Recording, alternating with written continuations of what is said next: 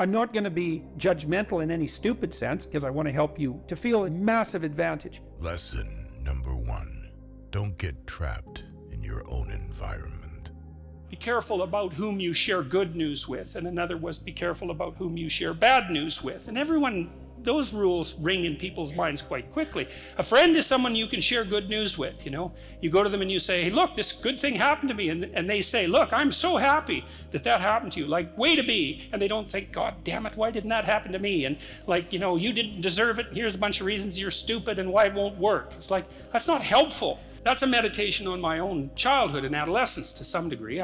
I had friends who wanted the best for me and friends who didn't. And, you know, they were friends who, some of them were aiming up and some of them were aiming down. And if you have a friend that's aiming down and you do something that's aiming up, then they're generally not that happy about it. You know, they try to top your accomplishment with one of their own, hypothetical or real, or put down what you're doing, or offer you a cigarette if you're trying to quit and you've kind of done that successfully, or a drink if you've been drinking too much and are trying to stop being an alcoholic, you know. Or, yeah, they're cynical and bitter and devoted towards no good. And sometimes that's family members too, and sometimes it's even part of you, you know.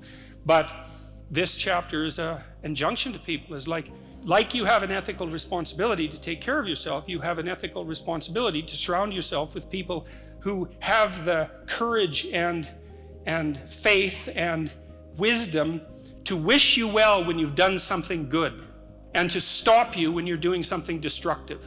And if your friends aren't like that, then they're not your friends. And maintaining your friendships with them might not even be in their interest. And so it's a tricky argument to make, because I'm not saying, you know, whenever anyone's in trouble, you should, you know, push them into a ditch and then give them a couple of kicks. That's not the idea. The idea is that make friends with people who want the best for you. Lesson number 2. Do not let others use you. One of the things that is going to happen to you is that people are going to ask you to do stupid and ridiculous things. And the fact that they're asking you to do stupid and ridiculous things is going to do 2 things, 3 things to you. One is it'll warp you so that you'll pretend that you agree with it, and then eventually you will, and like, good, so much for your soul. And then the other thing is that it'll demotivate you, because you'll think, why should I be like slaving away at this job when, you know, I'm being pecked to death by morons with stupid rules. The third thing that it'll do is make you resentful and irritated, and that will also undermine your motivation and make your life miserable. And so you might think, well, what should you do about that? And the answer to that is, you should object at the earliest possible point, because first of all, you'll find that if you object to radical stupidity when it first emerges, you kind of make people aware of the fact that what they're doing is radically stupid, and they'll usually back off.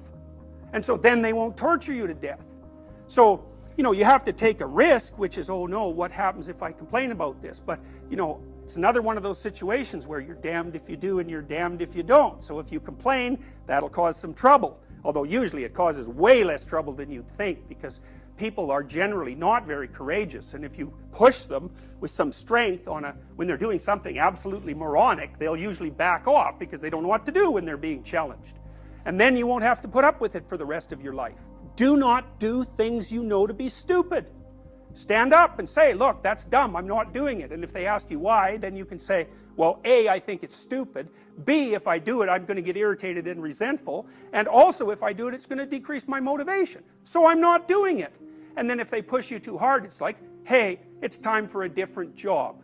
And that might be the best thing that ever happened to you, because if the structure you're in is going in that direction and you can't stop it, it's like, get the hell out of there and find something else. So it's not that hard to find a job when you already have a job. That's another thing to keep in mind too. You know, whenever you're working, and you will be, especially in the world of today where jobs are relatively uncertain, is you should always have an escape route planned, and it should be active, because if you don't have an escape route and you can't get away, you can't say no. And if you can't say no, you can't bargain, and if you can't bargain, you're a slave. So that's how the world is set out at the moment. It's probably always been like that, but it's something that you really need to know, because you got to watch. If your being is objecting to something that someone is forcing you to do, maybe you're right. Maybe you shouldn't be doing it. And lots of people end up living meaningless lives. Lesson number 3. When you fail to plan, you plan to fail. You need a vision of who you could be, what character you could have. And if you stumble around like you're blind, you're not going to get anywhere. And then you're going to suffer. And then you're going to be bitter. And then you're going to be cruel. So that's hell. That's a bad outcome. So unless you want that, don't aim for it. Or aim for the opposite, because that's how you get out of it. So discipline yourself. And so what do you do with that? Eat 3 times a day at regular meal times. That's a good thing to practice, because that starts to put some stability into your life. Get up at the same time. I would highly recommend all those young people out there who are listening, like, you want to get a jump on life, get the hell out of bed in the morning. Man, learn to get up at 6 in the morning and you'll be one deadly creature, especially if you can get to work. You'll have half your damn day done by the time other people haul their sorry asses out of bed. And so that's a massive, massive advantage. Look, if you work 13% longer hours, you make 40% more money. It's non-linear. So you think, why is that? Well, imagine you had 10 employees and one of them works an extra 10%. It's not much. Well, how often is that person going to be promoted, assuming you have a clue as a boss? It's like you're going to look at the 10 people and you're going to think, oh, that guy's always here like 45 minutes early. It's like, why don't we give him the promotion? Obviously, right? So these small edges that you can manage like that, work an extra 10% or extra 13%, have non-proportional payoffs. That's part of the Pareto distribution. Get your sleep cycle organized so you get up in the morning. Learn how to do it. No excuses. I'm too tired in the morning. I don't like mornings. Who cares? That's not relevant. It's like discipline yourself so you can manage it. Schedule your meals, because that's a good disciplinary routine. And then learn to use a calendar, like Google Calendar. Okay, a calendar is not a prison and it's not a tyrant, not if you use it properly. A calendar keeps anxiety at bay. It makes sure that you do what you need to do, which is important because otherwise you fall behind. But if you use it properly, it also helps you plan what you want to do. So I could say, well, lay out your damn calendar. You need a plan for 3 years. You need a plan for the next year. You need a plan for the next 6 months. You need a plan for the next 3 months. You need a plan for the week. You need a plan for the day. You need a plan for the hour. All of that. Design the days you would like to have. Lesson number 4. Trust your intuition. Well, and if we all got our act together collectively and stopped making things worse, because that's another thing people do all the time. Not only do they not do what they should to make things better, they actively attempt to make things worse because they're spiteful or resentful or arrogant or deceitful or homicidal or genocidal, or all of those things all bundled together in an absolutely pathological package. If people stopped really, really trying just to make things worse, we have no idea how much better they would get just because of that. So there's this weird dynamic that's part of the existential system of ideas between human vulnerability, social judgment, both of which are major causes of suffering, and the failure of individuals to adopt the responsibility that they know they should adopt. And that's the thing that's interesting too, is that, you know, there's this idea that people have a conscience. And you know what the conscience is. It's this feeling or voice you have in your head just before you do something that you know is stupid, telling you that probably you shouldn't do that stupid thing. You don't have to listen to it, strangely enough, but you go ahead and do it anyways, and then of course exactly what the conscience told you was going to happen inevitably happens, so that you feel even stupider about it than you would if it happened by accident, because you know, I knew this was going to happen, I got a warning it was going to happen, and I went and did it anyways. And the funny thing too is that conscience operates within people, and we really don't understand what the hell that is. So you might say, well, what would happen if you abided by your conscience for 5 years or for 10 years? What sort of position might you be in? What sort of family might you have? What sort of relationship might you be able to forge? And you can be bloody sure that a relationship that's forged on the basis of who you actually are is going to be a lot stronger and more welcome than one that's forged on the basis of who you aren't. Now, of course, that means that the person you're with has to deal with the full force of you in all your ability and your catastrophe, and that's a very, very difficult thing to negotiate. But if you do negotiate it, well, at least you have something, you have somewhere solid to stand, and you have somewhere to live, you have a real life. And it's a great basis upon which to bring children into the world, for example, because you can have an actual relationship with them instead of torturing them half to death, which is what happens in a tremendously large minority of cases. Lesson number 5. What doesn't kill you makes you stronger. If you can teach people to stand up in the face of the things they're afraid of, they get stronger. And you don't know what the upper limits to that are, because you might ask yourself, like, if for 10 years, if you didn't avoid doing what you knew you needed to do, by your own definitions, right, within the value structure that you've created to the degree that you've done that, what would you be like? Well, you know, there are remarkable people who come into the world from time to time, and there are people who do find out over decades-long periods what they could be like if they were who they were, if they spoke their being forward.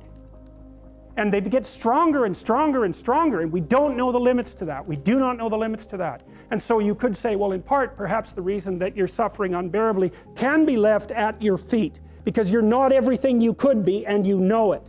And of course, that's a terrible thing to admit, and it's a terrible thing to consider, but there's real promise in it, right? Because it means that perhaps there's another way that you could look at the world, and another way that you could act in the world, so what it would reflect back to you would be much better than what it reflects back to you now. Lesson number 6. It's normal to be afraid. It's not normal to do nothing. Well, you should be afraid of taking risks and pursuing something meaningful. But you should be more afraid of staying where you are if it's making you miserable. It's like the first thing you want to do is dispense with the idea that you get to have any permanent security outside of your ability to contend and adapt. It's the same issue with children.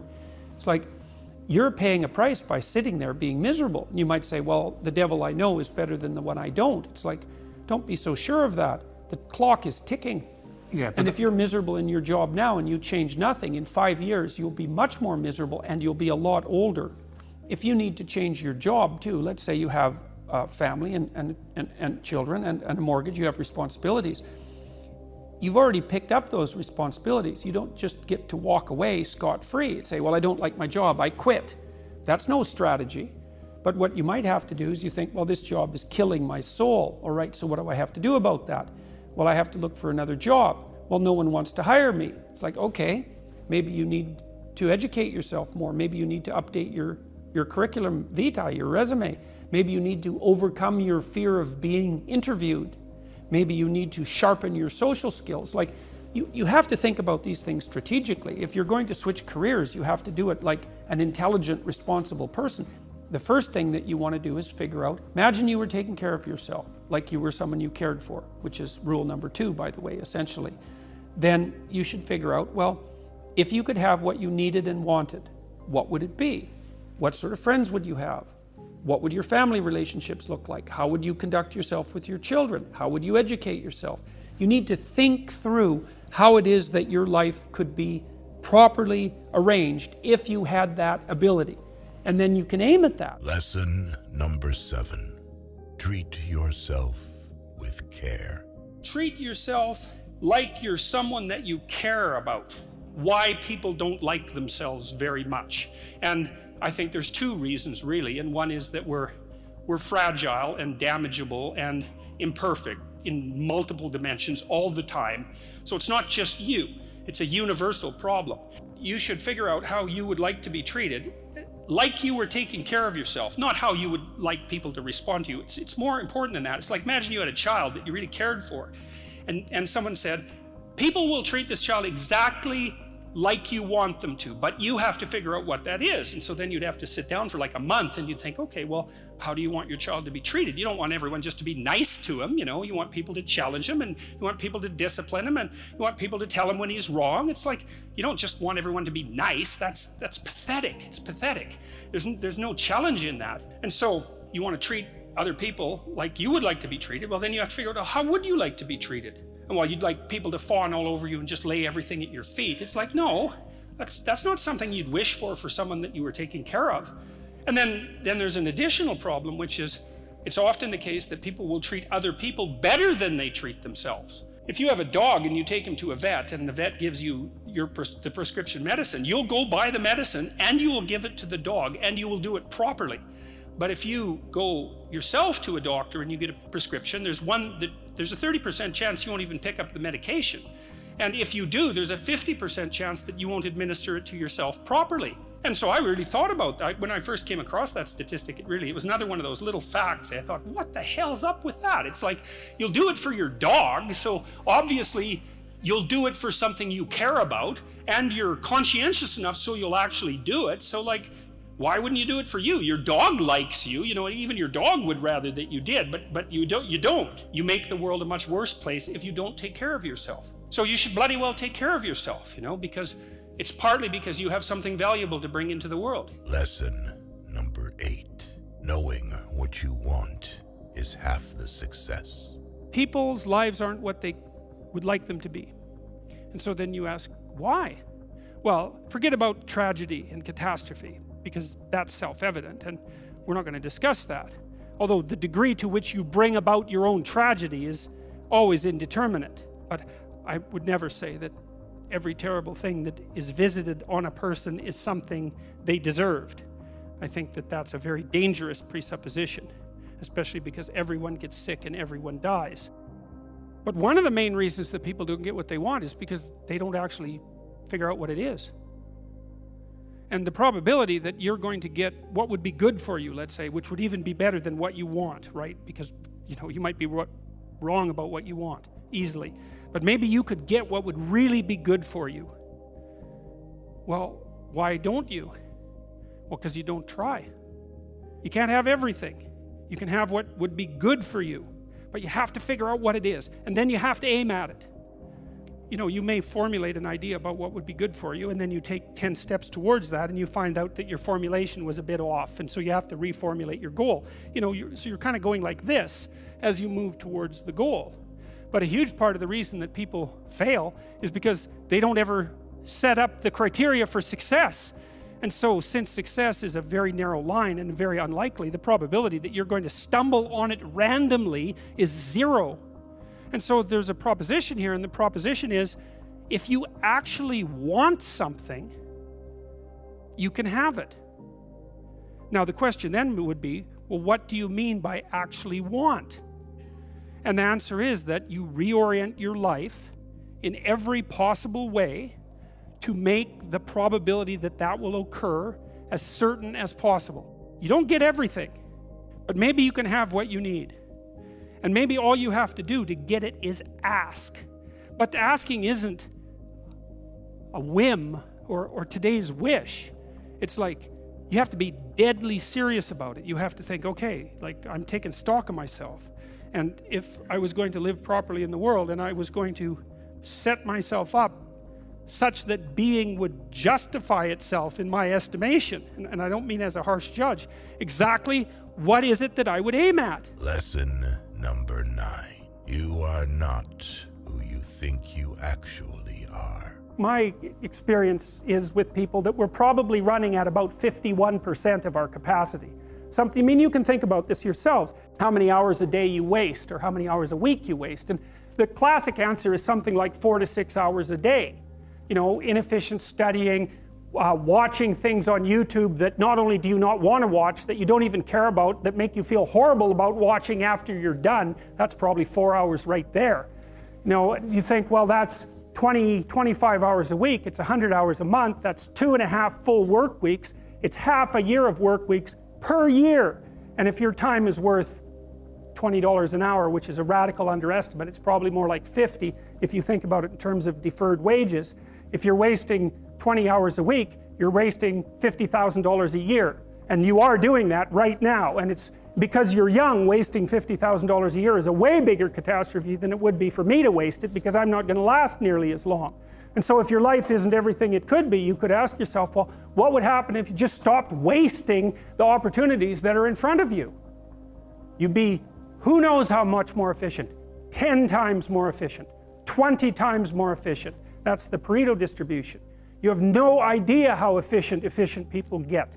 It's off the charts. Lesson number 10. Don't stand still. Life is difficult, and it's harder to do things than not to do them, and it's harder to do them well than to do them badly. And it's easy to sit around and be hopeless. I don't mean it's emotionally easy, because it's not, but it's procedurally easy to be useless and to fall back into your old habits and to not discipline yourself. And it's a matter of continual practice, slow continual practice. And I think a good example of that is something like weightlifting. You're not going to really see results for a number of weeks, and then the results are rather slow, but you can get pretty decent results over a 6-month period and absolutely stellar results over a couple of years. And so you have to make sure your time frame is right and not to be too hard on yourself. And one of the things I would recommend too is if you're having a hard time implementing your decisions, say your ethical decisions, that you spend a bit more time thinking them through and writing them down. And so get your goals straight and continue to practice every day. And if you're not succeeding, then make your goals slightly smaller. You want to make your goals large enough so that they challenge you, but small enough so that you have a reasonable probability of succeeding at them on a day-to-day basis. And then you have to also understand that if you fail on a given day, like let's say you're trying to quit smoking and you quit for 2 weeks, and then you have a cigarette and you think, oh my God, now I've screwed it up. I'm not quitting anymore. You smoke a whole pack of cigarettes. It's like, well, there's a couple of mistakes there. And one is, well, just because you had a cigarette doesn't mean you failed. It just means that you had a cigarette. You can start stopping again the next day. And the fact that you had 1 cigarette in the last 2 weeks is a hell of a lot better than the 2 weeks that you had before that. And so you've got to be realistically humble. You've got to be ambitious enough in your goals so that you're pursuing something that you regard as truly meaningful and worthwhile. Lesson number 11. Learn to negotiate with yourself. It's training in how to stand up for yourself. Let's say for your better self, which would be the self that you could use productively over a medium to long period of time that would be of use to you, but also of use to people around you. So it's a self that's bounded by the necessity of taking care of yourself, but also simultaneously taking care of the people around you. I think that the simplest way to start that work is to consult your resentment. You know, it's easy to become bitter about life and to become angry because, of course, life is difficult and it's full of disappointments, and people are also subject to betrayal on the part of themselves and on the part of people that hypothetically care for them. And so it's easy to get bitter and to be resentful. Resentment is a very useful emotion, even though I think it's one of the most damaging emotions if it's not dealt with properly. So if you're resentful, it basically means only one of two things. It either means you should grow up and quit whining and get on with your life, or it means that you're being subject to tyrannical forces of one form or another, maybe emanating from you, maybe a consequence of the natural environment, maybe a consequence of society. You're being subject to tyrannical forces and you're not putting your own best interests forward, like in that broader sense that I described. And I don't mean your selfish, narrow interests that only serve the purposes of instantaneous gratification. I mean your own best interests in terms of developing your character over the span of your life. If you're resentful, it either means that you're immature and that you should grow the hell up. And so you need to figure out how much of your resentment is that, and maybe allied with the desire to find other things or people to blame. But the other possible option is that you have something to say or do, right? Because you're in a situation where you're violating your own internal ethical standards and you're being required, pressured, let's say things you don't believe or to do things that you believe to be wrong. And you need to start to strategize and plan how you can rectify that so that you can say what you mean. Like if you're negotiating with a marital partner, for example, and there are issues in your marriage that aren't making you happy. Well, the first thing is you have to take note of that, right? To see that you're actually unhappy. The second is that you have to be willing to engage in a certain amount of conflict, because in order to sort out what's disturbing you, you're going to have to lay your concerns out on the table and say, well, look, this is bothering me. You don't have to say, well, I'm right and you're wrong and you have to fix this. You have to say, well, I've noticed that this pattern of interaction or lack of interaction, say, in our relationship is making me resentful and angry. And the danger of that, of course, is you're going to take it out on yourself and your partner. The danger is passive aggressiveness. You know, you're not going to respond to your partner positively when they do something good if you're resentful about them. That's also really necessary if you're going to say what you have to say, which is to manifest yourself properly in the world, is you can't just complain about what's wrong. You have to think, well, what would my minimal preconditions for satisfaction be? You have to offer that to the person that you're negotiating with. Lesson number 12. All the answers are in your head. Sit on your bed one day and ask yourself, what remarkably stupid things am I doing on a regular basis to absolutely screw up my life? And if you actually ask that question, but you have to want to know the answer, right? Because that's actually what asking the question means. It doesn't mean just mouthing the words. It means you have to decide that you want to know. There's no better pathway to self-realization and the ennoblement of being than to posit the highest good that you can conceive of and commit yourself to it. Do you really have anything better to do? And if you don't, well, why would you do anything else? If you orient yourself properly and then pay attention to what you do every day, that works. I actually think that that's in accordance with what we have come to understand about human perception, because what happens is that the world shifts itself around your aim, because you're a creature that has an aim. You look at a point and you move towards it. It's built right into you. And so you have an aim. Well, let's say your aim is the highest possible aim. Well then, so that sets up the world around you. It organizes all of your perceptions. It organizes what you see and you don't see. It organizes your emotions and your motivations. So you organize yourself around that aim, and then what happens is the day manifests itself as a set of challenges and problems, and if you solve them properly, then you stay on the pathway towards that aim, and you can concentrate on the day. And so that way you get to have your cake and eat it too, because you can point into the distance, the far distance, and you can live in the day. If everything that you're doing every day is related to the highest possible aim that you can conceptualize, well, that's the very definition of the meaning that would sustain you in your life. Lesson number 13. Don't underestimate having a goal. Have some ambition, have a vision, have a goal, have a strategy. Try to be a good person, not because it's your duty precisely, because that's the proper way to live. We're in danger of undermining all of that, and it's not good for people. One of the things that I've really learned, for example, recently is that learned to articulate better, is that there's a very tight relationship between aspiration and responsibility. Well, the first question might be, do you need to aspire to something? And the answer is, well, yes, because you have to do something. If you just sit there, you'll die. You can't just sit there. You have to go act out in the world. Okay, so act towards what? Well, that's whatever your aspiration is. You have to have an aim. Okay, well, what should the aim be? Well, it should be something worth doing, let's say. Why do something that you don't feel is worth doing? What do you think's worth doing? Well, if you watch other people and you judge when they're doing something worthwhile, you usually judge them positively if you see that they're taking responsibility, at least for themselves. What, do you want to be completely useless so other people have to take care of you? That's pretty pathetic. And maybe you could get your act together so you're taking care of yourself and your family. And maybe you could even do better than that and take care of yourself and your family and your community. Well, good for you. That's responsibility, and that's an aim. Well, here's one of the things that's cool about that, is that your life doesn't have meaning without aspiration or an aim. Okay, so you need a hierarchy of values. There's got to be something at the top. It's got to be something important. If you don't have that, your life doesn't have any meaning. People are built for a struggle and they're built for a weight, and you want to take on a heavy burden voluntarily. See if you can put yourself together. See what you can do out in the world while you're waiting to die. It's an all-in game. It better be worthwhile. And so there's a tight relationship between responsibility and aspiration and hierarchy. And when you criticize those things, you get rid of the aspiration.